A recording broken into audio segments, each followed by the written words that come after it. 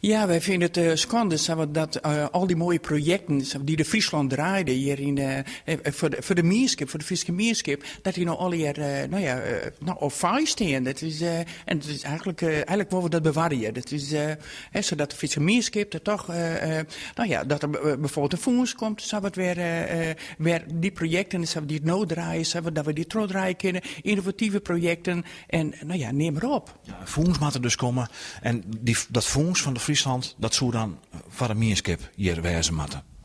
Ja, dat is wel eens doel. Dat is, de baan steen ik fijn. Dat is, de vakbonden hebben het idee met wanden. Maar we vinden wel, dus hebben die orentak van sport, dus hebben het eerder ik met de Friesland. En dat is wel heel wichtig voor de Friese Mierskip. Daar hier wij, er weer draagvlak, dat is, oer elkaar meer dat zin. Dat is, en al die projecten, mijn huisartsen, dat is, met wandeltochten, waar ze in participeren en initiëren. Al die preventief karakter, ik denk van dat mogen we hier eigenlijk horen. En dus... Wil je eigenlijk horen dat Friesland bijvoorbeeld opgiet in Achmea, Zilveren Kruis, dat het MEM-bureau eigenlijk heel beschik bestelt. Dan gaat het om een aantal miljoen, wat in een fondsstapje, dat dit soort zaken die je krijgt nemen, bestaan bloeien? Ja, hoeveel miljoen het gaat, zou ik even geen zicht op. Dat is, maar wel de activiteiten die ze nou doen, dat die terug in blijven kennen. Dus dat vind ik wichtig. Ja. Je hebt er ook over contact gehad met de gemeentefractie van de Partij van de Arbeid, Lut Jacobi. Je zullen daar meer skippelijk malker oploeken?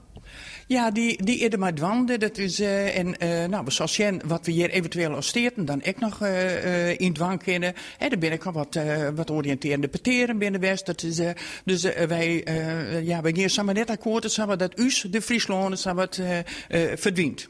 Voor de Mierskip. Is het tot nota nog een politiek verhaal of hij hem al richting Achmea, richting Zilveren Kruis actie ondernam? Nou, dus, wij persoonlijk nog net. Het is, ik weet dat er wel contacten binnen al. Het is, Lucie onderhoudt al wel contacten. En we zijn er, maar we nou erop pakken.